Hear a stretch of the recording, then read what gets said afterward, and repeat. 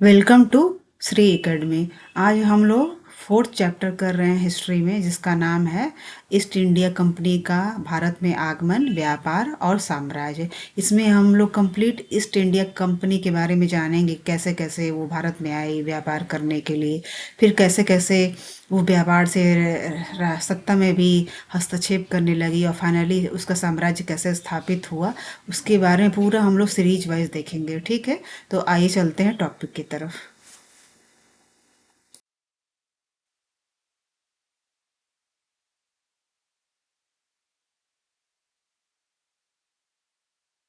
तो आज का टॉपिक है हमारा यूरोपियन कंपनी का भारत में आगमन, व्यापार और उनका साम्राज्य। यूरोपियन कंपनी में हम लोग ईस्ट इंडिया कंपनी के बारे में, जो अंग्रेजी शासन है उसके बारे में हम लोग जानेंगे। ठीक है, तो स्टार्टिंग में तो हमारे देश में यूरोपियन कंपनी में बहुत सारी कंपनी आई, जिसमें पुर्तगाली भी कंपनी आई, डच आई, ईस्ट इंडिया कंपनी आई, डेनमार्क ईस्ट इंडिया कंपनी आई और फ्रांसीसी कंपनी आई। ठीक है, तो इसका क्रम मैंने बताया हुआ है।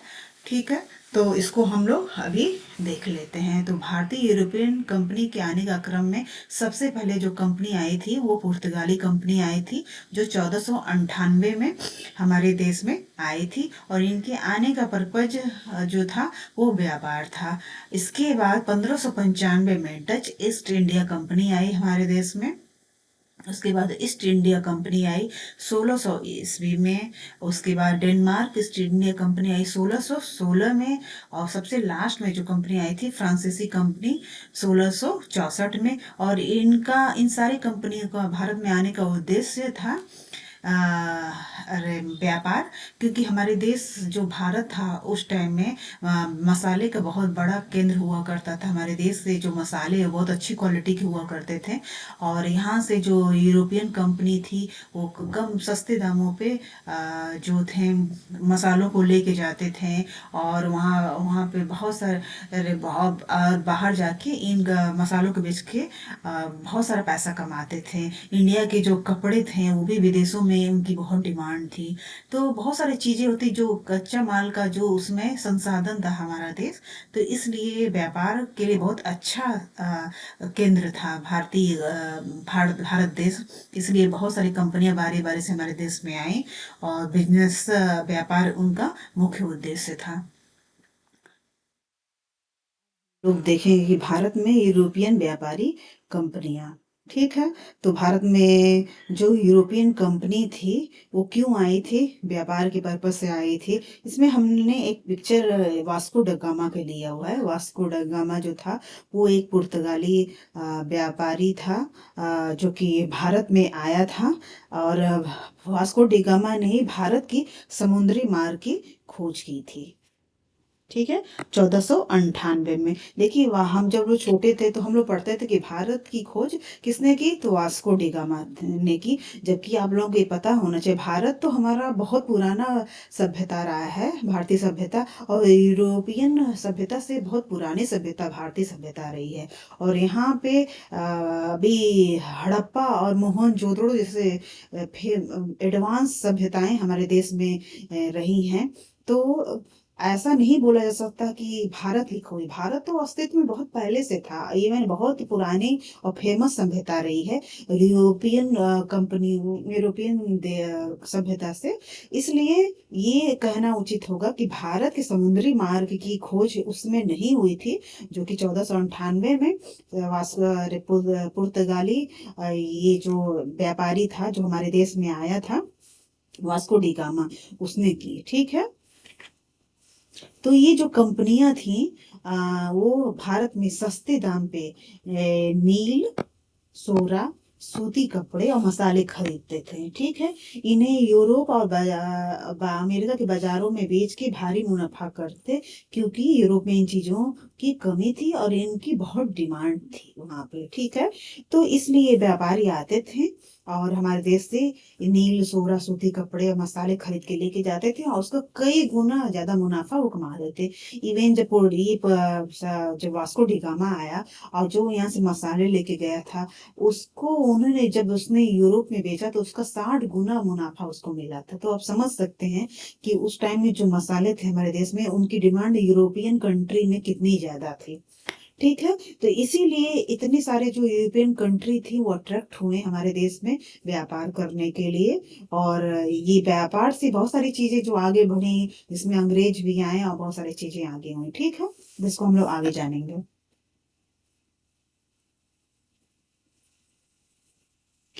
ठीक है। तो भारत में यूरोपियन व्यापारी कंपनी, ठीक है, तो इसके बारे में अब अभी और हम लोग डीप में जानेंगे कि यूरोप के बहुत सारी कंपनियों ने भारत के बहुत सारे हिस्सों में व्यापारिक केंद्र बनाए।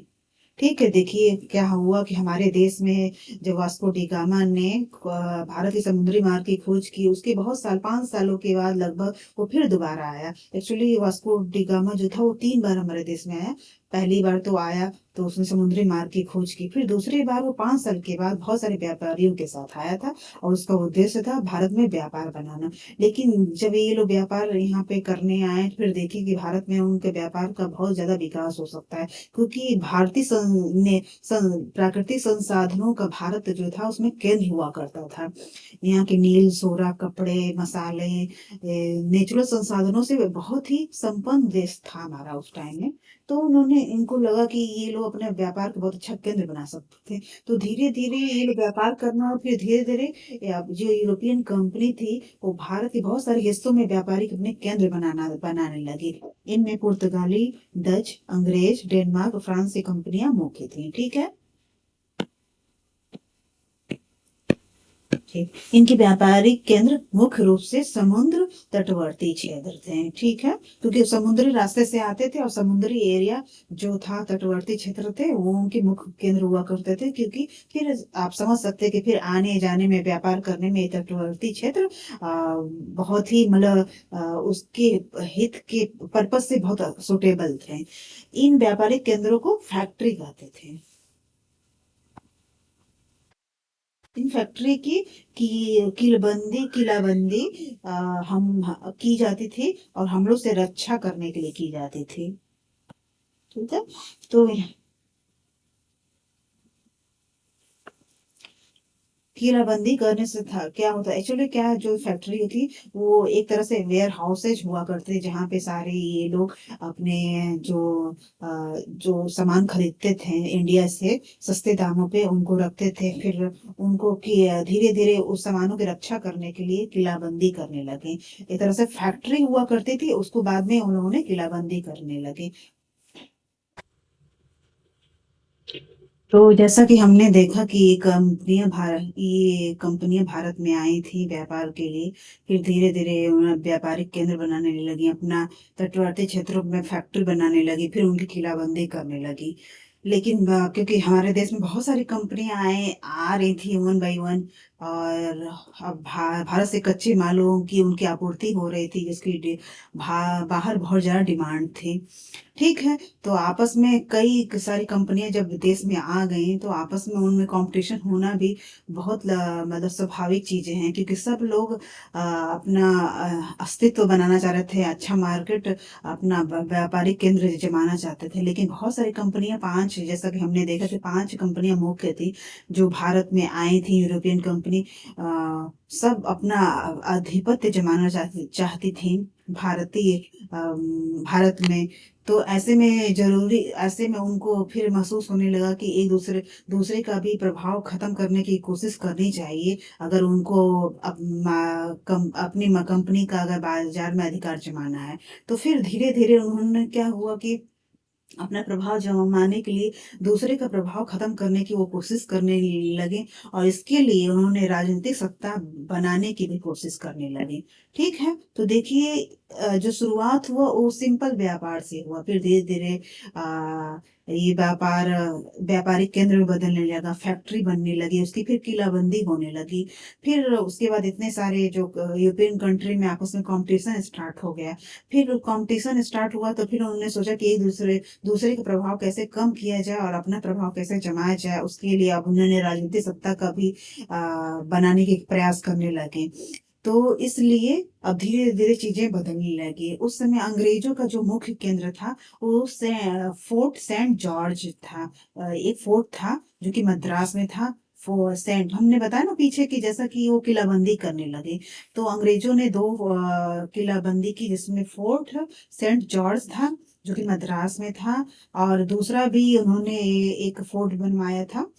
उसकी भी मतलब वो भी दो किलाबंदी उन्होंने किया हुआ था, ठीक है। जबकि जो फ्रांसीसियों का मुख्य केंद्र था वो पांडिचेरी में था, जो कि मद्रास से ज्यादा दूर नहीं था, ठीक है। तो अंग्रेजों का जो मुख्य केंद्र था वो मद्रास था, और फ्रांसीसियों का जो मुख्य केंद्र था वो पांडिचेरी में था, जो कि मद्रास और पांडिचेरी आपस में ज्यादा दूर नहीं है। हाँ, जैसा कि मैंने बताया ना कि अंग्रेजों की जो दो किलाबंदी अंग्रेजों ने किए थे, एक मद्रास में किया था और एक उन्होंने कलकत्ता में किया था, जिसका नाम था फोर्ट विलियम, ठीक है। तो दो उनकी किलाबंदी उस टाइम में हुई थी। बंगाल के बाजार में, क्योंकि उसमें जो बंगाल था वो हमारे देश में व्यापार के पर्पज से बहुत बहुत बड़ा भी था, और बहुत ही मतलब उसमें संसाधनों की बहुत ज्यादा, बंगाल जो कच्चे माल का बहुत बड़ा सा क्या बोलते रिसोर्स भी था। तो धीरे धीरे जब अब ये लोग अपना प्रभुत्व जमाने की कोशिश करने लगे, तो बंगाल के बाजार में अपना पकड़ बनाना सबसे पहले उन्होंने शुरू कर दी। अंग्रेजों ने बंगाल के, लेकिन उस टाइम में बंगाल में एक महाजन रहा करते थे जो जगत सेठ थे, जो बहुत बड़े मतलब जो राजा महाराजाओं को भी उस समय में आर्थिक अ, अ, आर्थिक सहायता प्रदान करते थे। तो जगत सेठ से अब धीरे धीरे उन्होंने अपने व्यावसायिक संबंध बनाना स्टार्ट कर दिया। तो इस तरह हम लोग देख रहे हैं कि ये लोग कैसे हमारे देश में आए, फिर धीरे धीरे किलेबंदी की, अपना व्यापारिक केंद्र बनाया, और उसके बाद धीरे धीरे राजनीतिक सत्ता में भी ये लोग एक्टिव हो रहे हैं, जगत सेठ से अपने व्यावसायिक संबंध बना रहे हैं। उसमें जगत सेठ जो थे उसमें नवाबों को आर्थिक सहायता भी प्रदान करते थे, और बंगाल उसमें भारत का बहुत ही संपन्न स्टेट हुआ करता था, आर्थिक पर्पज से, राजस्व पर्पज से, कच्चे माल के पर्पज से। तो अब धीरे धीरे बंगाल में वो अपनी पकड़ बनाना उन्होंने अंग्रेजों ने शुरू कर दिया।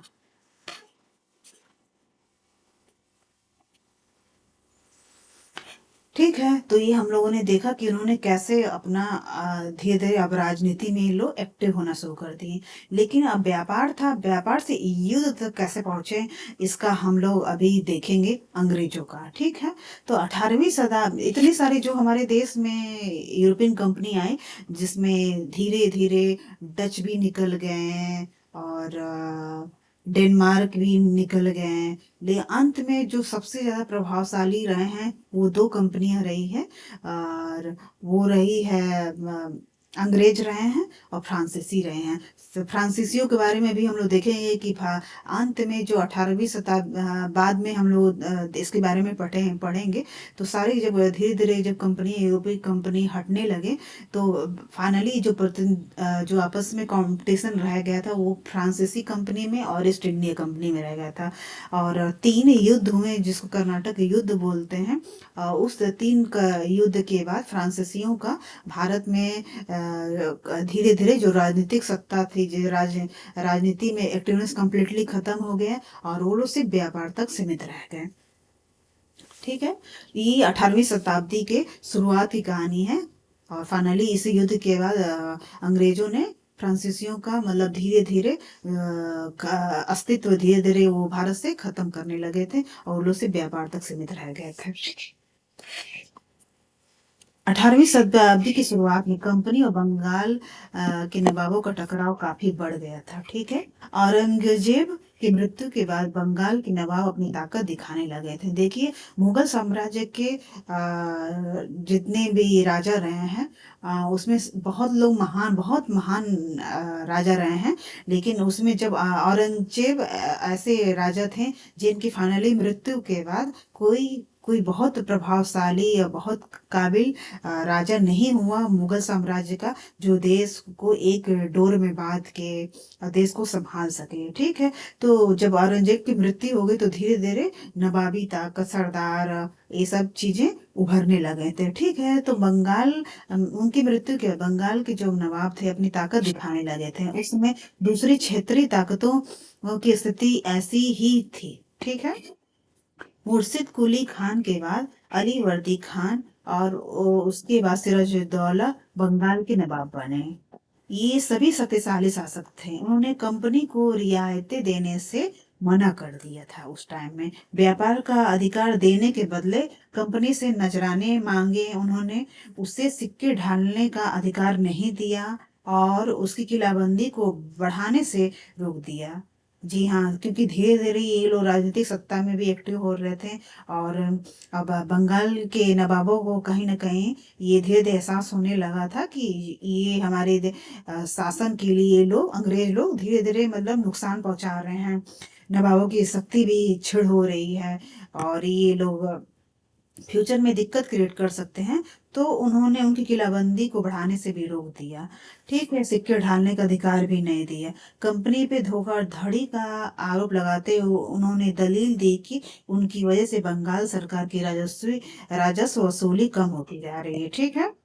तो ऐसे नवाबों को, वहां के बंगाल के नवाबों ने ऐसे दलील दी और नवाबों की ताकत भी कमजोर पड़ रही है। उनको ऐसा फील होने लगा था कि ये लोग बंगाल के लिए एक खतरा है लोग। तो कंपनी टैक्स चुका, लेकिन जो कंपनी थी और वो भी अब धीरे धीरे मजबूत कंडीशन में पहुंच गई थी।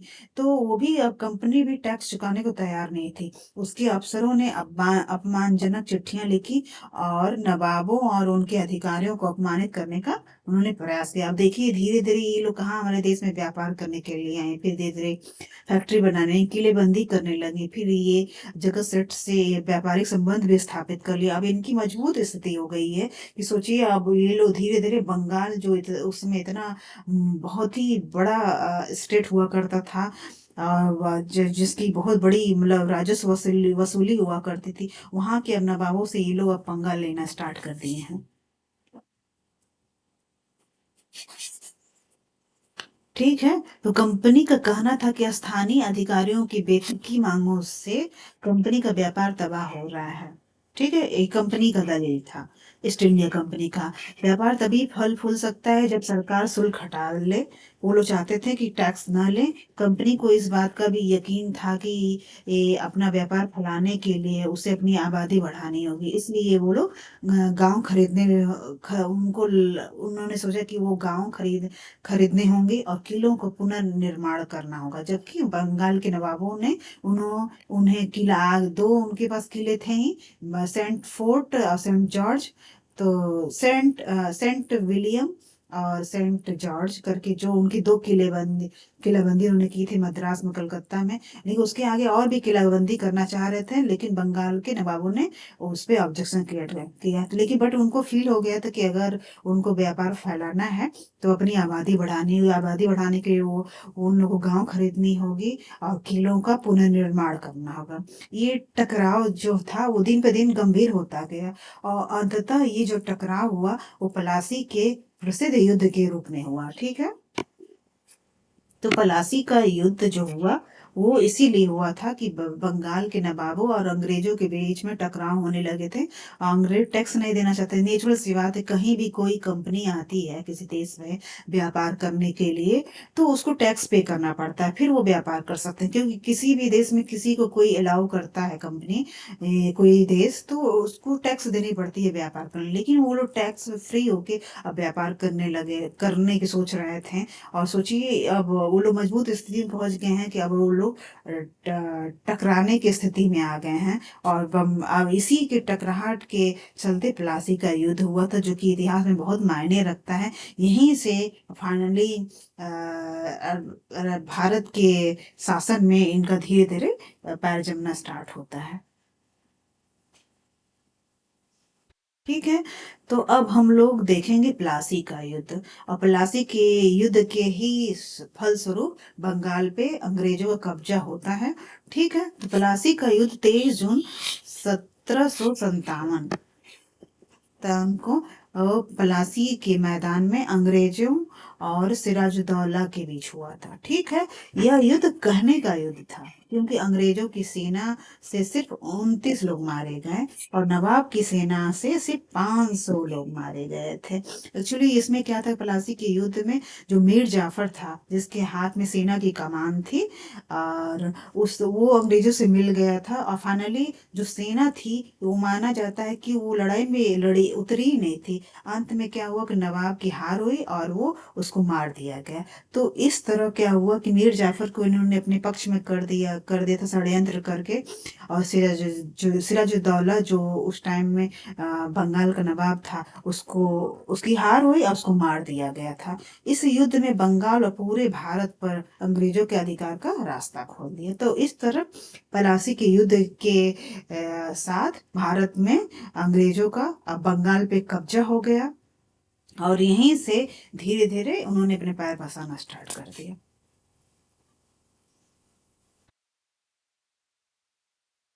ठीक है, तो प्लासी का नाम किस तरह पड़ा, ये भी हम लोग को जानना चाहिए। ये चीजें मतलब अच्छी चीजें हैं और इम्पोर्टेंट भी हैं। ठीक है, दरअसल एक्चुअली वहाँ पे जो प्लासी जगह है, वो पलास के वहाँ पे फूल हुआ करते हैं जो कि काफी फेमस फूल हैं, और इन फूलों से ना गुलाल बनाया जाता है जो कि होली पे इस्तेमाल किया जाता है। एक्चुअली देखिए, दरअसल असली नाम पलासी था। पलासी नाम था उस जगह का जहाँ पे युद्ध लड़ा गया था, जिसे अंग्रेजों ने बिगाड़ कर प्लासी कर दिया। ठीक है, पलासी था, प्लासी कर दिया। इस जगह को पलासी, यहाँ पाए जाने वाले पलास के फूल के कारण कहा जाता था। ठीक है, पलास के फूल बहुत खूबसूरत होते हैं, लाल लाल फूल होते हैं जिसे गुलाल बनाया जाता है। ठीक है, तो इस तरह पलासी का नाम प्लासी पड़ गया क्योंकि वहां पे पलास के बहुत खूबसूरत फूल पाए जाते हैं। अब ब्रिटिश शक्ति का बंगाल पे कब्जा हो गया। ठीक है, प्लासी की युद्ध के बाद अब धीरे धीरे ब्रिटिश शक्ति का उदय स्टार्ट हो गया। तो ब्रिटिश शक्ति का उदय के बारे में हम लोग देखेंगे। 18वीं शताब्दी के मध्य में भारत में आधिपत्य को लेकर अंग्रेजों और फ्रांसीसियों के बीच 3 बार युद्ध हुआ। जैसा कि मैंने पीछे भी बताया कि फाइनली 5 यूरोपियन कंट्री थी, उसमें अंत में ये 2 यूरोपियन कंट्री थी जो कि मजबूत थी, जिनका आपस में अब टकराव होने लगा अपने प्रभुत्व को जमाने के लिए, भारत में व्यापार को बढ़ाने के लिए। ठीक है, यह युद्ध कर्नाटक में हुआ था, इसलिए इसे कर्नाटक का युद्ध बोलते हैं। इसमें अंग्रेजों की जीत हुई थी। यह युद्ध 1744 से लेके 1763 तक चला। इस युद्ध के बाद फ्रांसीसियों का भारत में राजनीतिक सत्ता जो थी वो खत्म हो गई। ठीक है, और वो केवल व्यापार तक सीमित रह गए। इस बीच अंग्रेजों ने बंगाल पे अधिकार कर लिया। ठीक है,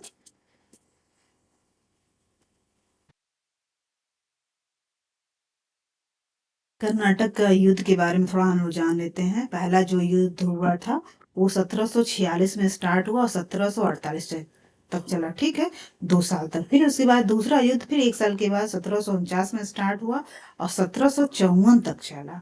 ठीक है, 5 साल ये युद्ध चला। फिर उसके बाद 1756 में 2 साल के बाद फिर युद्ध, तीसरा युद्ध स्टार्ट हुआ और ये 1763 तक चला। ठीक है, तो ये 7 ईयर्स तक चला। 2 साल, फिर 5 साल, फिर 7 ईयर्स तक ये चला। तो काफी लंबा युद्ध चला फ्रांसीसियों और अंग्रेजों के बीच में, और फाइनली उसमें अंग्रेजों की जीत हुई। अब बंगाल पे अंग्रेजों का कब्जा है। अब यहाँ पे बक्सर का युद्ध देखिए। प्लासी के युद्ध से क्या हुआ था कि उन्होंने मीर जाफर को अपने पक्ष में कर लिया था षड्यंत्र करके, बाद में सिराजदौला को मार दिया। ठीक है, अब क्या हुआ था, धीरे धीरे ये लोग क्या है अपना बंगाल पे कब्जा शुरू उन्होंने कर दिया। इस तरह क्या हुआ कि फिर सिराजदौला की मौत के बाद उन्होंने मीर जाफर को वहां का नवाब बना दिया। लेकिन अब इस तरह क्या कि धीरे धीरे कंपनी की जो पोजीशन मजबूत होती जा रही थी, फाइनली पूरा कब्जा नहीं था उनका बंगाल पे, लेकिन अब उनके मन से नवाब बनने लगे थे। फिर वो जो नवाब थे उनको बहुत सारे गिफ्ट देने पे, रियायतें देने पे मजबूर होना पड़ता था। तो ये अब धीरे धीरे क्या होता कि अब धीरे धीरे अंग्रेजों का हुकूमत जमना शुरू हो गया था। ठीक है, लेकिन पूरी तरह से कब्जा नहीं हुआ था वो। अब हम लोग आगे देखेंगे बक्सर का युद्ध। ठीक है, तो बक्सर युद्ध में क्या होता है कि अंग्रेजों और ये युद्ध हुआ था अंग्रेज और अवध के नवाब, बंगाल के नवाब और मुगल बादशाह शाह आलम के बीच हुआ था 22 अक्टूबर 1764 को। ठीक है, तो ये बक्सर का युद्ध हुआ। इधर अंग्रेजी सेना थी और दूसरे पक्ष में अवध के नवाब, बंगाल के नवाब और मुगल बादशाह शाह आलम के बीच हुआ। एक्चुअली अब धीरे धीरे इनका पैर पसारना उन्होंने शुरू कर दिया था, अपनी पसंद के नवाब बनाने लगे थे। फिर नवाब से जो मन करता था ये अंग्रेजी अफसर करवाते थे। तो फाइनली इनको लगा कि ये चीजें ठीक नहीं है, बंगाल के लिए बहुत खतरा है, उनके सत्ता के लिए खतरा है। तो बंगाल के जो नवाब थे उस टाइम में अवध के नवाब से मिले और मुगल बादशाह से मिले और फाइनली इन लोगों के मिल के उन्होंने बक्सर का युद्ध लड़ा। ठीक है, तो इस युद्ध में भारतीय सेना की हार हुई और ईस्ट इंडिया कंपनी को बंगाल, उड़ीसा और बिहार की दीवानी मिल गई। ठीक है, तो इस तरह बक्सर के युद्ध के दौरान उनको दीवानी मिल गई। दीवानी क्या होता है ये आपके माइंड में आना चाहिए। जो दीवानी होता है वो राजस्व और राजस्व संबंधी मामलों को तय करने का अधिकार होता है। राजस्व मतलब क्या होता है? टैक्स। देखिए हर स्टेट से टैक्स लिए जाते हैं। तो ऐसे में कि बंगाल बहुत बड़ा स्टेट था, बहुत ही संपन्न स्टेट था उस टाइम में। तो ऐसे में उनको दीवानी मिल गई। अब स्वराज टैक्स वसूलने का, टैक्स से संबंधित सारे नियमों को तय करने का अधिकार मिल गया। तो बक्सर का युद्ध मतलब इतिहास में बहुत ही इम्पोर्टेंट है। प्लासी के युद्ध से जो स्टार्टिंग हुआ वो बक्सर के युद्ध में उनको 3 स्टेट का दीवानी मिल गया। तो अब उनके पास अब पैसा कमाने का बहुत बड़ा रिसोर्स आ गया उनके पास, और उनके जो मनोबल और बढ़ गए। अब धीरे धीरे अब ये लोग आगे हम लोग देखेंगे किस तरह जो भारत के इतिहास में जो शासन को, राजाओं को किस तरह ये लोग कंट्रोल करना शुरू करते हैं, इस पे भी हम लोग आगे देखेंगे। ठीक है, तो अब इसके बाद कंपनी अपना मनोबल बढ़ गया है, पैसे का उनके पास बहुत बड़ा रिसोर्स आ गया है। ईस्ट इंडिया को अपनी जरूरतें पूरे करने के लिए इतना बड़ा स्टेट मिल गया। हाँ, कंपनी का फैलता शासन अब हम लोग देखेंगे। ठीक है, तो कंपनी कैसे कैसे अब उसको दीवानी मिल गई बंगाल, बिहार और उड़ीसा का। भारत के महान महान जो उसमें बड़े बड़े स्टेट थे उनकी दीवानी मिल गई। राजस्व अर्जित कर राजस्व को इकट्ठा करने का मिल गया उसको, अधिकार मिल गया उसको। नियम को, राजस्व रिलेटेड नियम को तय करने का अधिकार मिल गया। तो एक बहुत बड़ा पावर था इनके पास। अब कंपनी कैसे कैसे अपना धीरे धीरे पैर पसारती है इसको भी हम लोग देख रहे हैं। तो बक्सर की लड़ाई 1764 में के बाद कंपनी ने भारतीय रियासतों में रेजिडेंट तैनात करना स्टार्ट किया। ये कंपनी के राजनीतिक या व्यावसायिक प्रतिनिधि होते थे। ठीक है, जो ये रेजिडेंट थे ये कंपनी के राजनीतिक और व्यावसायिक प्रतिनिधि होते थे। उनका काम कंपनी के हितों की रक्षा करना और उन्हें आगे बढ़ाना था। रेजिडेंट के माध्यम से कंपनी के अधिकारी भारतीय राज्यों के भीतरी मामलों में भी दखल देने लगे थे। अगला राजा कौन होगा, किस पद पर किसको बैठाया जाएगा, इस तरह की चीजें भी कंपनी के अफसर ही तय करना चाहते थे। कई बार कंपनी ने रियासतों पर सहायक संधि भी थोप दी। जो रियासत इस बंदोबस्त को मान लेती थी उसे अपने स्वतंत्र सेना रखने का अधिकार नहीं रहता था।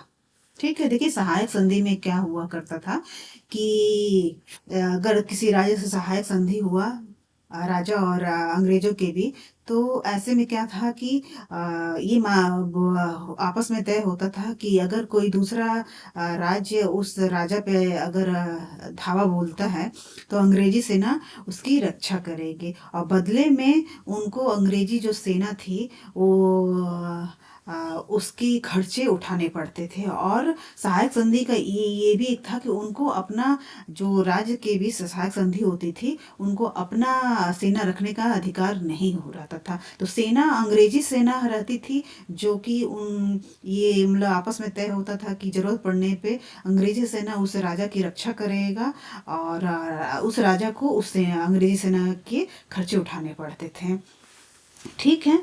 तो उसे कंपनी की तरफ से सुरक्षा मिलती थी, वही मैंने बोला कि इस तरह कंपनी से सुरक्षा मिलती थी और सहायक सेना के रखरखाव के लिए वह कंपनी को पैसा देता था, जो राजा था वो जिस राज्य से होता था। अगर भारतीय शासक रकम अदा करने में चूक जाते थे तो जुर्माने के तौर पे उनका इलाका कंपनी अपने कब्जे में ले लेती थी। ठीक है। उदाहरण के लिए जब रिचर्ड बेलेल्जी गवर्नर जनरल जो 1798 में आया और 1805 तक रहा, उस समय अवध के नवाब को 1801 में अपना आधा इलाका कंपनी को सौंपने के लिए मजबूर किया गया, क्योंकि नवाब सहायक सेना के लिए पैसा अदा करने में चूक गए थे। तो इसी आधार पर हैदराबाद के भी कई इलाके छीन लिए गए। तो देखिए सहायक संधि क्या होता है ये आप लोगों को पता होना चाहिए। सहायक संधि दो अंग्रेज और राज्य के बीच होती थी। ऐसे में जो उनको अपना सेना रखने का अधिकार नहीं होता था, अंग्रेजी सेना ही जब जरूरत पड़ती थी तो उनकी तरफ से युद्ध लड़ती थी और उन्हें सुरक्षा का आश्वासन देती थी, और बदले में सहायक सेना के रख रखाव के लिए कंपनी को वो राजा वो राज्य पैसा देता है। लेकिन अगर किसी तरीके से वो चूक जाते हैं, नहीं खर्चा उठा पाते हैं, तो फिर उनके उनके राज्य उनसे इलाके छीन लिए जाते थे, जैसे अवध के साथ हुआ और हैदराबाद के साथ भी हुआ। तो ये था सहायक संधि। ठीक है। तो इस तरह क्या हुआ, आप लोगों ने देखा कि सहायक संधि थोप के अब वो लोग पहले बंगाल बिहार उड़ीसा के उनको दीवानी मिल गई, फिर सहायक संधि थोप के उन्होंने हैदराबाद के कुछ इलाके निजाम से ले लिए, फिर अवध के साथ सहायक संधि करके अवध के आधे हिस्से को कब्जा कर लिए। तो इस तरह हम लोग देख रहे हैं कि बंगाल बिहार उड़ीसा, फिर अवध का आधा इलाका, हैदराबाद का कुछ इलाका। अब वो क्या इस तरह क्या हम लोग देख रहे हैं कि उनका अंग्रेजी सेना का अंग्रेजी जो शासन था उसका प्रसार, अब शासन फैल रहा है, उनका साम्राज्य फैलता जा रहा है। तो रेजिडेंट क्या होते हैं, उनकी ताकत क्या होती है, उसको भी जान लेते हैं। तो कंपनी द्वारा नियुक्त किए गए रेजिडेंट के बारे में स्कॉटलैंड के प्रसिद्ध अर्थशास्त्री और राजनीतिक दार्शनिक जेम्स मिल ने यह कहा था। दरअसल रेजिडेंट रियासत का राजा होता है। ठीक है। जहाँ पे भी जिस रियासत में रेजिडेंट को तैनात किया जाए, पहले होता था कि युद्ध हुआ, पहले क्या युद्ध होता था, फिर अगर वो सहायक संधि हो गई तो वहां पे उस राज्य में उस रियासत में एक रेजिडेंट तैनात कर दिया जाता है। तो ये वो जो रेजिडेंट हुआ करता था उस रियासत में, एक तरह से राजा वही हुआ करता था। हम उसे अहस्तक्षेप की मन चाहे निषेधाज्ञा के तहत काम करने की छूट देते थे। मतलब उन्हें अब वही राजा एक तरह से राजा हुआ करते थे। कौन आगे राजा बनेगा, कौन किस पद पे तैनात होगा, ये सारे डिसीजंस, व्यापारिक संबंध क्या होंगे, राजनीतिक चीजें, सब कुछ वही रेजिडेंट ही एक तरीके से इनडायरेक्ट वे में तय करते थे। जब तक स्थानीय राजा पूरी तरह अधीनस्थ था, जो स्थानीय राजा कहने को था वो उनके हिसाब से रेजिडेंट के हिसाब से चलता था, तब तक तो सब ठीक रहता था। लेकिन चीजें आराम से चलती रहती हैं। लेकिन जैसे ही शासन के कामों में रेजिडेंट की दखल अंदाजी के बिना सब कुछ चल जाता है, जब भी कुछ अलग तरह का अगर कुछ होने लगा, जब भी राजा कोई ऐसा रास्ता अपनाता है जो ब्रिटिश सरकार गलत मानती है, तो टकराव उथल पुथल पैदा हो जाती है। तो मतलब जब तक वो उनके हिसाब से अधीनस्थ राजा रहेगा वो तब तक तो ठीक है। लेकिन अगर वो अपना कुछ अपना डिसीजन नहीं ले सकता था, उसको सब कुछ रेजिडेंट ही डिसाइड करता था, उसके हिसाब से उनको करना पड़ता था। लेकिन अगर उन्होंने कुछ अपने हिसाब से कर दिया तो फिर ब्रिटिश सरकार और उनके बीच उथल पुथल पैदा हो जाती थी। अब इसके बाद हम लोग देखेंगे टीपू सुल्तान। तो टीपू सुल्तान को शेरे अब मैसूर बोलते हैं। तो इस मतलब उनको शेर बोला है। शेर मतलब आप समझते हैं जैसे जंगल का राजा होता है।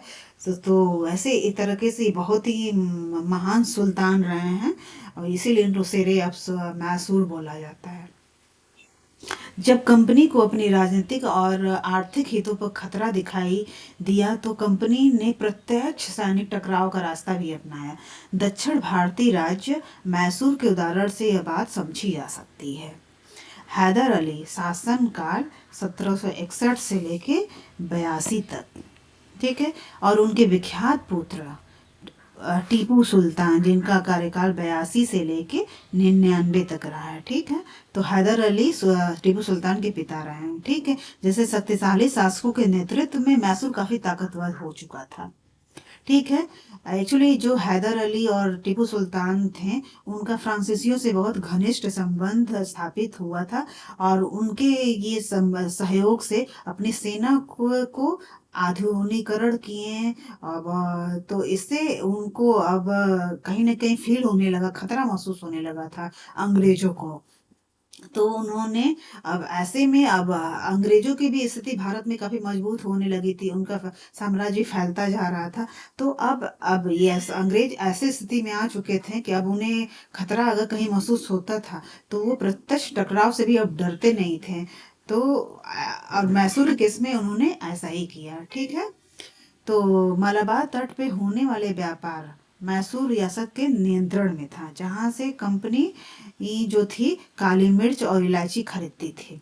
1785 में टीपू सुल्तान ने अपने रियासत में पड़ने वाले बंदरगाहों से चंदन की लकड़ी, काली मिर्च और इलायची का निर्यात रोक दिया। ठीक है, सुल्तान ने स्थानीय सौदागरों को कंपनी के साथ कारोबार भी करने से रोक दिया। ठीक है, तो टीपू सुल्तान, अब देखिए टीपू सुल्तान भी बहुत ही बोल्ड शासक था, तो उसको भी वो अंग्रेजों को पसंद नहीं करता था। इसीलिए सबसे पहले उसने अपने सेना का आधुनिकीकरण किया फ्रांसीसियों की सहायता से, और फिर उसने अपने जो रियासत में पड़ने वाले जो बंदरगाह थे वहां पे चंदन की लकड़ी, काली मिर्च, इलायची का भी निर्यात रोक दिया। और स्थानीय जो सौदागर थे, व्यापारी थे, उनको भी मना कर दिया कि वो कंपनी के साथ कारोबार ना करें। तो इससे जो अंग्रेज थे वो काफी भड़क गए, और उन्हें लगता था कि जो हैदर अली और टीपू सुल्तान है उनके साम्राज्य के लिए खतरा है, ये लोग बहुत बोल्ड हैं और सुल्तान हैं, तो इनको रास्ते से हटाना बहुत जरूरी है। तो इसी के लिए वो लोग बाद में आगे बहुत सारा युद्ध लड़ते हैं, जिसे आंग्ल मैसूर युद्ध कहते हैं।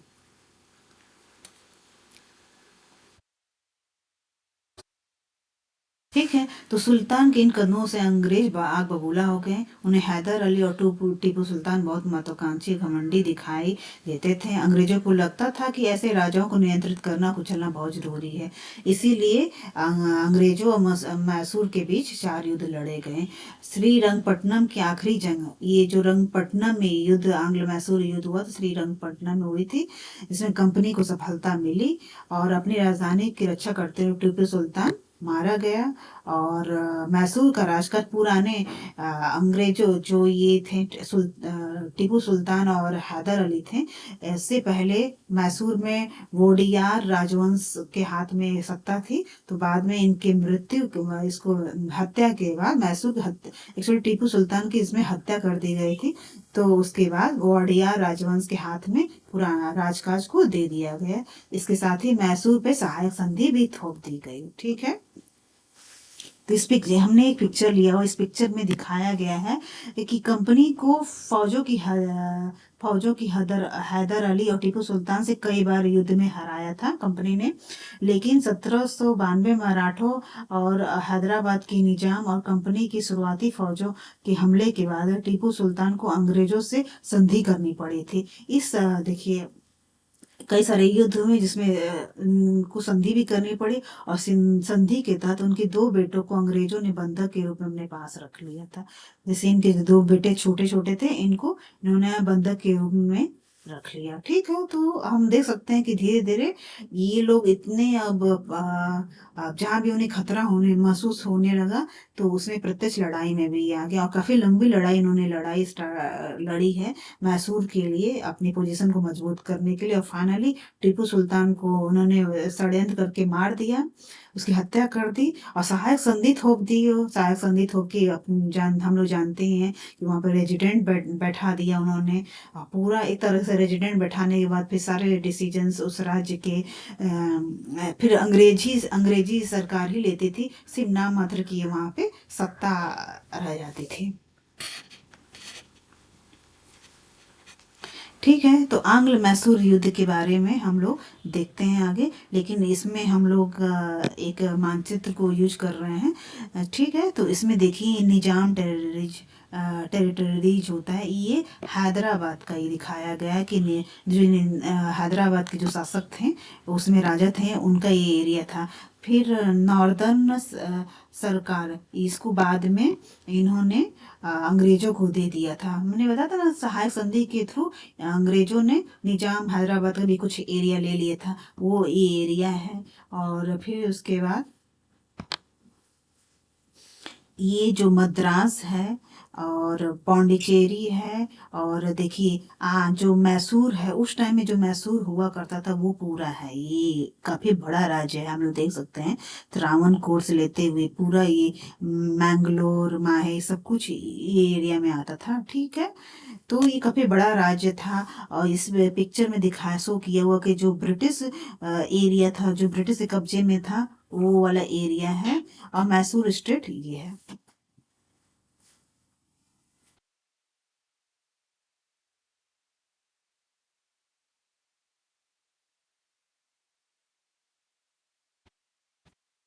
आंग्ल मैसूर युद्ध, तो अंग्रेजों मैसूर के शासकों के बीच में युद्ध जो लड़ी गई थी, उसको आंग्ल मैसूर युद्ध बोलते हैं। यह 4 बार युद्ध लड़ा गया था। ठीक है, तो पहला युद्ध था वो अंग्रेज और हैदर अली के बीच लड़ी गई थी, जिसमें अंग्रेजों की हार हुई थी और उन्हें शांति समझौता पे हस्ताक्षर करने पे मजबूर कर दिया गया था। ठीक है, तो पहला युद्ध हुआ जिसमें अंग्रेजों की हार हुई और शांति समझौता हुआ। फिर यह युद्ध 1769 में लड़ी गई थी। दूसरा युद्ध जो हैदर अली और अंग्रेजों के बीच ही लड़ी गई थी। ठीक है, और 1780 से लेकर 1784 के बीच लड़ी गई थी। बाद में दोनों पक्षों ने शांति समझौता कर लिया, इसमें भी हुआ। ठीक है, तीसरा युद्ध जो था वो टीपू सुल्तान और अंग्रेजों के बीच हुई थी, जिसमें टीपू सुल्तान की हार हुई। जो एक्चुअली जो दूसरा युद्ध था हैदर अली अंग्रेजों के बीच हुई थी, तो उस लड़ाई के बीच में ही कैंसर से हैदर अली की मृत्यु हो गई थी। लेकिन इसकी खबर सेना को नहीं दिया और टीपू सुल्तान ने बहुत ही बोल्ड स्टेप लिया और दूसरा जो युद्ध के अंत में ही बागडोर संभाल ली थी। तीसरा युद्ध जो हुआ था आंग्ल मैसूर युद्ध, वो टीपू सुल्तान और अंग्रेजों के बीच में हुआ था, जिसमें टीपू सुल्तान की हार हुई थी। ठीक है, चौथे युद्ध में टीपू और अंग्रेजों के बीच हुआ, जिसमें टीपू सुल्तान को मार दिया गया था। तो देखिए, हम लोगों ने आंग्ल मैसूर युद्ध के बारे में पढ़ा। आंग्ल मैसूर युद्ध को मैंने टेबल फॉर्म में बनाया हुआ है।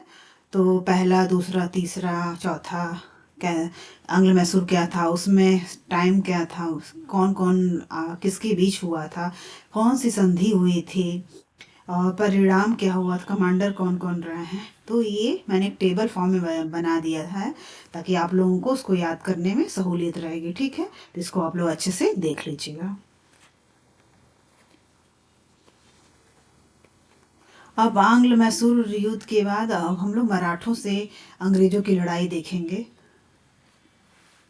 तो 18वीं शताब्दी के आखिर से कंपनी मराठों की ताकत को भी काबू और ख़त्म करने के बारे में सोचने लगी थी। ठीक है, तो आंग्ल मैसूर 4 युद्ध हुआ, उसके बाद फाइनली चौथे युद्ध में मार दिया गया और सहायक संधि हो गई। फाइनली मतलब मैसूर इनके कब्जे में आ गया। ठीक है, और अब इसके बाद अब ये लोग देखते हैं कि मराठा बहुत मजबूत हैं, तो मराठों को अब ये लोग काबू और ख़त्म करने के बारे में सोचने लगे थे। तो 1761 में पानीपत की तीसरी लड़ाई में हार के बाद दिल्ली से देश का शासन चलाने का मराठों का जो सपना था वो चूर चूर हो गया था। तीसरी लड़ाई कब हुई थी पानीपत की? 1761 में। इम्पॉर्टेंट फैक्ट्स है, तो आप लोगों को जाननी चाहिए। ठीक है, और उसके बाद उन्हें उन्हें कई राज्यों में बांट दिया गया। इन राज्यों की बागडोर सिंधिया, होलकर, गायकवाड़ और भोसले जैसे अलग अलग राजवंशों के हाथ में थी। ये सारे सरदार एक पेशवा सर्वोच्च मंत्री के अंतर्गत एक कॉन्फेडरेसी राजमंडल के सदस्य थे। ठीक है, तुम लोग पेशवा जो थे वो सर्वोच्च मंत्री हुआ करते थे। और ये जो लड़ाई हुई थी पानीपत की, उसके बाद इसको कई कई राज्यों में बांट दिया गया था। और होलकर, सिंधिया, गायकवाड़, भोसले जैसे राजवंशों के हाथ में अब सत्ता चली गई थी। पेशवा इस राजमंडल का सैनिक और प्रशासकीय प्रमुख होता था। ठीक है, जैसे हम लोगों ने नाम सुना है ना, बाजीराव पेशवा, तो वो क्या होते थे, कुछ राजमंडल के सैनिक भी होते थे और प्रशासकीय प्रमुख भी होते थे, और जो कि पुणे में रहते थे। महादजी सिंधिया और नाना फडणवीस 18वीं सदी की आखिर के दो प्रसिद्ध मराठा योद्धा और राजनीतिज्ञ थे। ठीक है, तो नाना फडणवीस और महादजी सिंधिया। ठीक है, एक के बाद एक कई युद्धों में कंपनी ने मराठों को घुटने टेकने पर मजबूर कर दिया। पहला युद्ध 1782 में सालबाई संधि के साथ खत्म हुआ, जिसमें कोई पक्ष नहीं जीता। दूसरा अंग्रेज मराठा युद्ध 1803 से 1805 तक चला।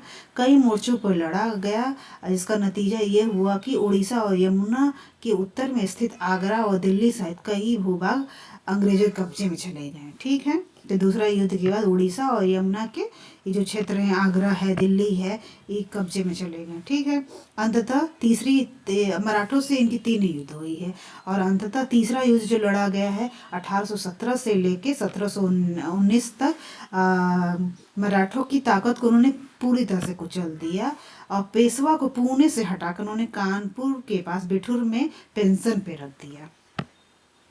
ठीक है, और अब विंध्य के दक्षिण में स्थित पूरे भूभाग पर कंपनी का नियंत्रण हो गया। तो देखिए, मतलब आंग्ल मैसूर युद्ध हुआ तो उन्होंने पूरा मैसूर पे कब्जा कर लिया, सहायक संधि थोप दी, रेजिडेंट बैठा दिया, अब सब कुछ उन्हीं के पावर में था, कब्जे में आ गया।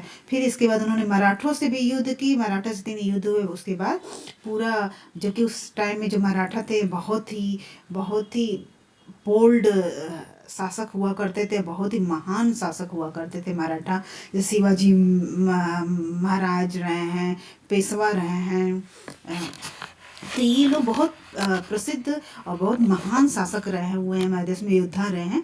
लेकिन धीरे धीरे आपस में जो इनकी आपस में एकता, हमारे भारतीय समाज में एक सबसे बड़ी समस्या रही है कि एकता नहीं थी। कभी भी वो लोग राष्ट्रीयता की भावना से नहीं जुड़ पाए, हमेशा सब लोग अपने अपने हित के बारे में सोचते रहे और देश के हित को मतलब सर्वोपरि नहीं रख पाए, जिसका आपस में इन्होंने फूट का फायदा उठाया, और फूट करो और राज करो नीति अपनाते हुए फाइनली अंग्रेजों ने धीरे धीरे सबको कुचलते हुए वे टीपू सुल्तान से लिए महान राजाओं को, मराठों को भी इन्होंने ख़त्म कर दिया और उनको पेंशन पे रख दिया कानपुर में।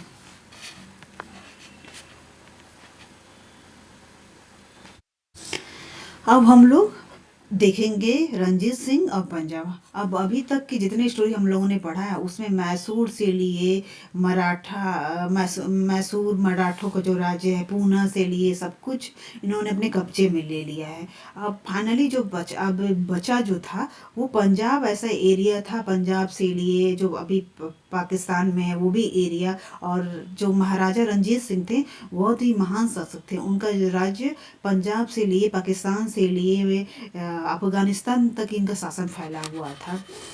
ठीक है, तो बस यही एक राज्य था जो बचा था, अंग्रेजों के कब्जे से बाहर था। लेकिन रंजीत सिंह जब तक जिंदा थे तो अंग्रेज इस पे कब्जा नहीं कर पाए थे, और ये एक स्वतंत्र राज्य था। लेकिन इनके मृत्यु के बाद कोई शासक ऐसा नहीं हुआ जो उनकी शासन की बागडोर को संभाल सके और पंजाब को भी स्वतंत्र राज्य बनाए रख सके। लेकिन उनकी मृत्यु के बाद चीज़ें कैसे गड़बड़ हुई, कैसे खराब हुई या कैसे क्या हुआ, उसके बारे में भी हम लोग आगे पढ़ेंगे। तो रंजीत सिंह के बारे में, महाराजा रंजीत सिंह बहुत ही महान शासक रहे हैं और इनके बारे में जान लेते हैं। महाराजा रंजीत सिंह का जन्म 13 नवंबर 1780 को गुजरवाला, जो कि अभी पाकिस्तान में आता है, वहाँ पे हुआ था। इनके पिता का नाम महासिंह और माता का नाम राजकौर था। इन्होंने 10 साल की उम्र में पहली लड़ाई लड़ी थी और 12 साल की उम्र में ये गद्दी पे बैठ गए थे। और ये बचपन में चिकन पॉक्स हुआ था जिससे उनकी एक आंखें खराब हो गई थी। तो ये इतने महान शासक हैं कि इन्होंने पूरे अंग्रेज पूरे भारत पे कब्जा कर चुके थे। बस पंजाबी ऐसा राज्य था जो स्वतंत्र था, वो भी इनकी बहुत इज्जत करते थे, और जब तक ये जिंदा थे पंजाब की तरफ वो लोग देख नहीं पाए थे। तो सोचिए, एक आंख वाला भी शासक इंसान भी इतना बड़ा राजा बन सकता है कि जो अंग्रेज इतने गद्दार थे, अपने कब्जा कर चुके थे, वो भी इनकी इज्जत करते थे, इनका बहुत सम्मान करते थे। उस इनको शेरे या पंजाब बोला जाता है। शेरे या पंजाब महाराजा रंजीत सिंह। उस समय पंजाब कई हिस्सों में बटा हुआ था, जिसे मिसल कहते हैं, जिसपे सिख समुदाय का अधिकार था। ठीक है। धीरे धीरे सारे मिसलों को जीतकर महाराजा ने खालसा साम्राज्य की स्थापना की थी। ठीक है। ये जो पिक्चर है महाराजा रंजीत सिंह का पिक्चर है। ठीक है। तो ये सारे इंपॉर्टेंट फैक्ट्स हैं रंजीत सिंह के बारे में, महाराजा। तो ये आपको जाननी चाहिए। ठीक है। महाराजा रंजीत सिंह हैं, उनका राज्य को यहाँ पे शो किया हुआ है। ठीक है। तो इनका कश्मीर से लेके लाहौर, मुल्तान, पेशवर, अफगानिस्तान तक इनका ये राज्य फैला हुआ था। तो अंग्रेज अपना धीरे धीरे देखिए, बंगाल, बिहार, उड़ीसा, फिर उसके बाद उन्होंने अवध का राज्य हड़प लिया, फिर हैदराबाद, मैसूर और पुणे, सब जगह उन्होंने कब्जा। बस यही एक क्षेत्र था जो कि महाराजा रंजीत सिंह की वजह से बचा हुआ था।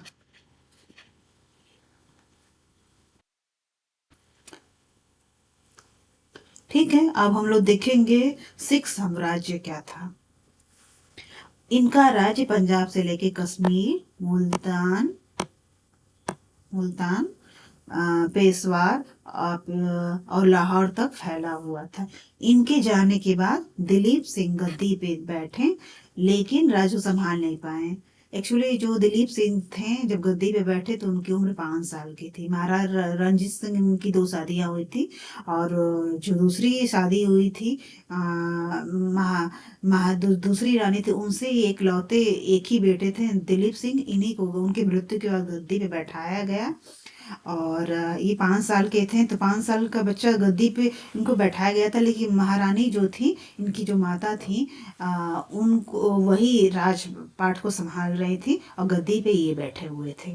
लेकिन महारानी जो जिंद कौर थी, उनका नाम, वो नहीं संभाल पाए इस राज्य को, और यहीं से सिख साम्राज्य बिखरना शुरू हो गया था। महाराजा ने 40 साल तक शासन किया, और उस समय पंजाबी एकमात्र स्वतंत्र राज्य था जो अंग्रेजों की सत्ता से बाहर था। अब हम लोग विलय नीति के बारे में जाने। विलय नीति को ही हड़प नीति बोलते हैं, और डॉक्टरिन ऑफ लैप्स भी बोलते हैं। ठीक है। तो आप लोगों को पता होनी चाहिए, इसको हड़प नीति भी बोलते हैं। हड़प नीति ये काफी इम्पोर्टेंट है। तो अधिग्रहण की आखिरी लहर 1848 से 1856 के बीच में हुई थी, और किसके द्वारा अपनाई गई थी? लॉर्ड डलहौजी के शासनकाल में आया था। लॉर्ड डलहौजी उसमें गवर्नर जनरल था इंडिया का। ठीक है। और ये टाइमिंग कौन सा था? 1848 से लेकर 1856 में था। इस नीति में क्या हुआ होता था कि जो भी राजा निसंतान थे, जिनकी अपनी संतान नहीं होती थी, वो लोग दत्तक पुत्र अपना नहीं सकते थे, और फाइनली उनके मृत्यु के बाद या उनके शासन को छोड़ने के बाद उस राज्य को हड़प लिया जाता था, अंग्रेजी शासन में मिला लिया जाता था। तो इसी को हड़प नीति बोलते हैं या विलय नीति बोलते हैं। तो इस सिद्धांत के तहत सतारा, जो कि 1848 में, संबलपुर 1850 में, उदयपुर 1852 में, देखिए क्रम कैसे स्टार्ट हुआ। 48 में, 48, 50, 52, 53 और 54 में झांसी को, और 53 में नागपुर को अंग्रेज के हाथ में ये सब चले गए, क्योंकि यहाँ के राजाओं के पास अपने पुत्र नहीं थे, तो फाइनली उनको दत्तक पुत्र लेने का अधिकार नहीं था, किसी को उत्तराधिकारी बनाने का अधिकार नहीं था। तो फाइनली इनके राज्य को इनके राज्य को अंग्रेजी राज में मिला लिया गया। आखिरकार 1856 में कंपनी ने अवध को भी अपने नियंत्रण में ले लिया। इस बार अंग्रेजों ने एक नया तर्क दिया। उन्होंने कहा कि ये अवध की जनता को नवाब की कुशासन से आजाद करने के लिए कर्तव्य से बंधे हुए हैं। उन्होंने कि अवध में कुशासन हो गया है और ये कर्तव्य से बंधे हुए हैं, तो इसलिए उन्होंने अवध को भी हड़प लिया। इसलिए वे अवध पे कब्जा करने को मजबूर हैं। अपने प्रिय नवाब को जिस तरह से वो गद्दी से हटाया गया, उसे देखकर लोगों का गुस्सा भड़क उठा और अवध के लोग भी 1857 के महान विद्रोह में शामिल हो गए। ठीक है। एक्चुअली जो अवध अपने आप में बहुत संपन्न राज्य रहा है, लेकिन जब पहले तो सहायक संधि सौंप दी गई थी अंग्रेजों के द्वारा और रेजिडेंट बैठा दिया गया था। फिर वो लोग अपने कोई डिसीजंस नहीं ले सकते थे। अभिजात जो वर्ग था, जो संपन्न लोग थे, महान लोग थे, पढ़े लिखे लोग थे, अब उन जो अधिकारी थे जो अवध के शासन में बहुत इंपॉर्टेंट रोल निभाते थे, अब सहायक संधि के बाद सब लोगों को उस राज्य से हटा दिया गया था। राज्य से हटाने का मतलब ये नहीं कि राज्य से हटा दिया गया, मतलब वो अब बेरोजगार हो गए थे। जो भी अधिकारी थे, सैनिकों की छटाई हो जाती थी उस टाइम में। जब सहायक संधि थोपी जाती थी तो अंग्रेजी सेना बहुत ज़्यादा रहती थी और कुछ ही सेना जो भारतीय सेना सैनिक रहते थे, बाकी सबकी छटाई कर दिए। तो अभिजात वर्ग हो गए हैं, अधिकारी हो गए हैं, सैनिक हो गए, ये सब कुछ हटा छाट के बाहर कर दिए जाते थे। तो क्या इतने इतने लोग, इतनी बड़ी जो राज्य थी, सत्ता थी, उससे इतने लोगों को जब हटाया जाएगा तो ये लोग बेरोजगार हो जाएंगे। और फिर कहीं भी हम लोग जानते किसी समाज में जब बहुत ज़्यादा बेरोजगार लोग होते हैं तो फिर वो वहाँ पे कुशासन फैलेगा और फिर वो धीरे धीरे जो अवध था वो बहुत संपन्न राज्य था, खुशहाली का अड्डा था, वो बाद में षड्यंत्र का अड्डा बन गया। तो फाइनली उन्होंने कुशासन का दलील देते हुए फाइनली उन्होंने उस अवध को अपने कब्जे में कर लिया। ठीक है। तो इसी चीज को हमने बताया हुआ कि विलय नीति आप लोगों को पता रहनी चाहिए। लॉर्ड डलहौजी इसीलिए बहुत फेमस है। और किसी शासक की मृत्यु हो जाती थी और उसका कोई पुरुष वारिस नहीं है तो उसकी रियासत हड़प कर ली जाएगी, यानी कंपनी के भूभाग का हिस्सा बन जाएगा। ठीक है। ये सब चीजें आपको पता होनी चाहिए।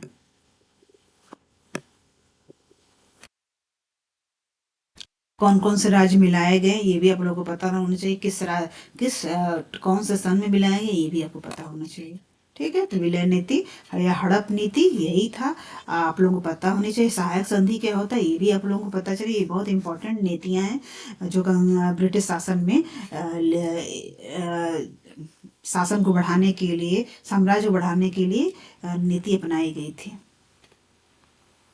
ठीक है। अब सिख धर्म का इतिहास क्या रहा है इसको भी हम लोग जान लेते हैं, क्योंकि अब हम लोग महाराजा रंजीत सिंह के बारे में पढ़ रहे हैं तो सिख धर्म के इतिहास भी हमें जानना चाहिए। तो इसमें सिख धर्म में 10 गुरु रहे हैं। इन गुरुओं को कब से कब तक इनका कार्यकाल ये भी देखिए। 5 गुरु हैं, इनके कौन कौन से गुरु रहे हैं, किसका कार्यकाल कब तक रहा ये पता रहना चाहिए, क्योंकि ये भी पूछे जाते हैं कि दूसरे धर्म गुरु कौन थे। गुरु अंगद। चौथे गुरु कौन से थे, गुरु रामदास। 5वें गुरु कौन थे, गुरु अर्जन। तो ये चीजें आती हैं, इनका कार्यकाल था कब तक था ये भी आपको पता रहनी चाहिए। इसको आप लोग याद कर लीजिएगा। ठीक है। मैंने पूरा इनका एक टेबल बनाया हुआ। ठीक है। सबसे लास्ट जो गुरु थे, 10वें धर्म गुरु थे, गुरु गोविंद सिंह थे। और ये 1775 से लेके 1675 से लेके 1708 तक इनका कार्यकाल था। ठीक है। तो ये सारा आप एक टेबल है, इसको आप लोग याद कर लीजिए। अब हम लोग देखेंगे अमृतसर की संधि। ठीक है। तो अमृतसर की संधि हम लोग देखेंगे। अमृतसर की संधि में क्या था कि गुरु गोविंद सिंह सिखों के अंतिम धर्म गुरु थे। उनकी समाधि के बाद उनके प्रिय शिष्य बंदा सिंह बहादुर सिखों के सेनापति बन गए। मुगल राजा फर्रुखसियार के राज्य में शहीद होने के बाद सिख समुदाय मिसलों में बट गया था। मुगल राजा फर्रुखसियार, ठीक है ना, इनके राज्य में 2 धर्म गुरु थे जो सिख समुदाय के, जिनकी ये लोग शहीद हुए थे। ठीक है।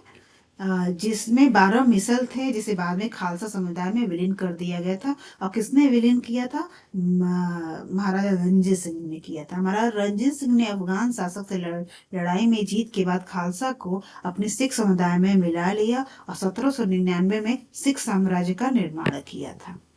ठीक है, कौन सी लड़ाई के बाद उन्होंने सारा खालसा साम्राज्य का मिला लिया था? अफगान के शासक से लड़ाई हुई थी। ठीक है, और राजा फरुखसियर के राज्य में धर्मगुरु सिख समुदाय मिसलों में बट गए थे। ठीक है,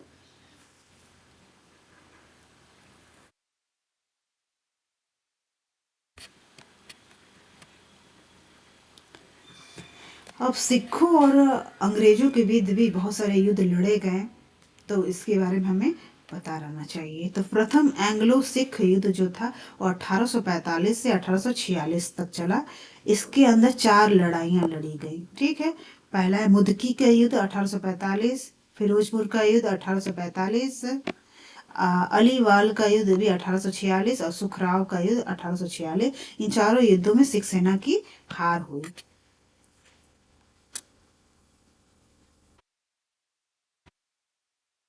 ठीक है, सिख सेना की हार हुई। तो फिर उसके बाद संधि हुई, जिसको लाहौर की संधि बोलते हैं, जो कि 1848 से 1849 के बीच में हुई। यह संधि अंग्रेज और दिलीप सिंह के बीच हुई। एक्चुअली जब तक रंजीत सिंह थे तब तक इनकी हिम्मत नहीं थी अंग्रेजों की को पंजाब की तरफ देख सके, लेकिन उनके मरते ही फिर धीरे धीरे महारानी जिंद दिलीप सिंह के प्रतिनिधित्व में पंजाब को संभाल नहीं पा रही थी और धीरे धीरे वहाँ पे षड्यंत्र होने लगे थे। तो ये जो इसीलिए सिख युद्ध हुए, क्योंकि धीरे धीरे कुछ सिख जो थे वो अंग्रेजों के खिलाफ धीरे धीरे उनके में आक्रोश पैदा होने लगा। तो सिख एंग्लो युद्ध जो हुआ वो दिलीप सिंह के राज्यकाल में हुआ था। तो इस पहली जो लड़ाई हुई थी उसके बाद युद्ध सिखों की हार हुई थी, जिसके फलस्वरूप लाहौर की संधि हुई थी। ठीक है, तो ये संधि अंग्रेज और दिलीप सिंह के बीच हुआ था। दिलीप सिंह रानी जिंदल के संरक्षण में राजा रहेंगे। इसमें ये हुआ, ये जो संधि हुई थी उसमें ये पॉइंट्स क्लियर किए गए कि राजा रानी जिंदल के संरक्षण में राजा रहेंगे दिलीप सिंह। सतलज के पूरब के प्रदेश और जालंधर के दोआब क्षेत्र अंग्रेजों के अधिकार में आ गया। ठीक है, और लाहौर दरबार पे 1.5 करोड़ का जुर्माना भी लगाया गया। तो सोचिए कितना बड़ा नुकसान हुआ, 1.5 करोड़ का जुर्माना। फिर पूरब के प्रदेश और जालंधर के दोआब क्षेत्र ये अंग्रेजों के क्षेत्र में आ गए। और ऐसे ये लाहौर संधि थी। अब हम लोग सिख एंग्लो युद्ध में लाहौर की संधि में और भी कुछ चीजें हुई, उसको भी देख लेते हैं। तो उसके बाद तो ये था कि राजा रहेंगे महारानी जिंदल के संरक्षण में, और जुर्माना लगाया गया 1.5 करोड़ का। फिर कुछ क्षेत्र भी उनसे छीन लिए गए पंजाब से। फिर था सिख सेना में कटौती कर दी गई। 20,000 पैदल सेना ही रख सकते थे और 12,000 घुड़सवार तक सीमित कर दिया गया, और अंग्रेज रेजिडेंट को लाहौर में नियुक्त कर दिया गया। तो देखिए, हमेशा जब भी कोई संधि होती थी तो अब सहायक संधि इन पे थोप दी गई है, क्योंकि अंग्रेजों की सिखों की हार हो चुकी है। तो सेना को सीमित कर दिया गया और रेजिडेंट बैठा दिया गया, जुर्माना 1.5 करोड़ का लगा दिया गया, उनसे क्षेत्र भी छीन लिया गया। और क्योंकि दिलीप सिंह 5 वर्ष के बच्चे थे, उनके संरक्षण में रानी जिंदल राज्यभार संभाल रही थी। बट क्योंकि धीरे धीरे षड्यंत्र का धीरे धीरे अड्डा बनता जा रहा था पंजाब, तो जो कि अब चीजें अब बिखरना स्टार्ट हो गई थी। ठीक है, अब दूसरा युद्ध जो हुआ है वो अंग्रेजों और सिखों का जो हुआ है, अब उसके बारे में हम लोग देखेंगे। ठीक है, तो इसमें जो पहला युद्ध हुआ है 13 जनवरी 1849 में हुआ है, और यह चिली वाला में हुआ था। ठीक है, तो हमेशा पता रहना चाहिए कि कब युद्ध हुआ, दूसरा युद्ध स्टार्ट हुआ, और ये कहाँ हुआ था। तो चिली वाला में हुआ था, जिसमें दोनों पक्षों ने जीत का दावा किया। ठीक है, दूसरा युद्ध फिर इसमें 21 फरवरी 1849 को फिर हुआ। ठीक है, जनवरी में हुआ, फिर फरवरी में हुआ। ये गुजरात में हुआ था, जिसमें सिखों की हार हुई। ठीक है। 29 मार्च को पंजाब को अंग्रेजी साम्राज्य का अंग बना दिया गया। देखिए, दूसरा पहला युद्ध हुआ जिसमें सिखों की हार हुई, फिर दूसरा युद्ध हुआ उसमें भी 3 युद्ध हुआ, जिसमें पहले वाले चिली वाले में तो दोनों पक्षों ने जीत का दावा किया। फिर दूसरा युद्ध जो फरवरी में हुआ उसमें सिखों की हार हो गई, और फिर 29 मार्च को फिर जो हुआ उसमें सिखों की फिर से हार हो गई, और फाइनली अंग्रेजी पंजाब को अंग्रेजी साम्राज्य का अंग बना दिया गया। ठीक है। भैरवाल की संधि, भैरवाल की संधि भी लाहौर की दूसरी संधि के नाम से जाना जाता है, जो कि 30 दिसंबर 1846 को हुआ था। ठीक है। महाराजा दिलीप, इसमें ये डिसाइड किया है कि महाराजा दिलीप सिंह के वयस्क होने तक शासन 8 मनोनीत सदस्य के परिषद को देने को तय किया गया। ठीक है, कि जो है जब तक बड़े नहीं होते, 18 साल के नहीं होते, तब तक जो शासन है वो 8 मनोनीत सदस्य की परिषद संभालेगी। रानी जिंदल से सारे अधिकार छीन लिए गए। कंपनी की सेना को पंजाब में रखने को तय किया गया। जो कंपनी की सेना थी अब वो पंजाब में रहेगी, और इसके लिए पंजाब राज्य ने 22 लाख वार्षिक पैसा अंग्रेज सेना को देने को तय किया गया। जैसे कि हमने बताया ना, सहायक संधि में क्या था कि अब अंग्रेजी सेना ही फाइनली सेना में रहती थी, और उसके बदले राज्य को उसका खर्चा उठाना से उस सेना का खर्चा उठाना पड़ता था। तो 22 लाख वार्षिक अंग्रेज सेना का खर्चा था, उसको पंजाब को देना होता था। रानी जिंदल से सारे अधिकार छीन लिए गए। इनको वयस्क होने तक 8 मनोनीत सदस्य को परिषद को दे दिया गया कि शासन संभाले, और दिलीप सिंह को फाइनली बाहर पढ़ने के लिए बाहर भेज दिया गया। तो आज हम लोगों ने देखा कि किस तरह भारत में अंग्रेज आए व्यापार के लिए, फिर उन्होंने व्यापार में अपना पोजीशन बनाया, फिर व्यापारिक केंद्र भारत को बनाया, फिर धीरे धीरे वो किस तरह सत्ता में एक्टिव हो गए, और फाइनली किस तरह उन्होंने अपना साम्राज्य जमा लिया। तो इस तरह फाइनली हम लोगों को, आई होप कि आप लोगों को अच्छे से समझ आया होगा कि फाइनली एक ये क्या सीरीज है, अंग्रेजों का भारत में आना, व्यापार और साम्राज्य। तो उसको मैंने पूरा एक सीरीज वाइज बताने का प्रयास किया है ताकि आप लोगों को अच्छे से समझ आ जाए। ठीक है। तो आप लोग ज़रूर बताइए कि आप लोगों को ये वीडियोज कैसे लगे। एक्चुअली हम लोग तो काफ़ी मेहनत करके अपने वीडियोज बनाते हैं ताकि आप लोगों को अच्छे से समझ आए, आप लोगों को पेपर में काफ़ी सहूलियत रहे पढ़ने में। तो अगर वीडियोज अच्छे लग रहे हैं तो लाइक और सब्सक्राइब ज़रूर करें। ठीक है। और अपने मैसेज करके ज़रूर बताएं कि आप उन लोगों को वीडियोज कैसे लगी। ठीक है। Thank you so much.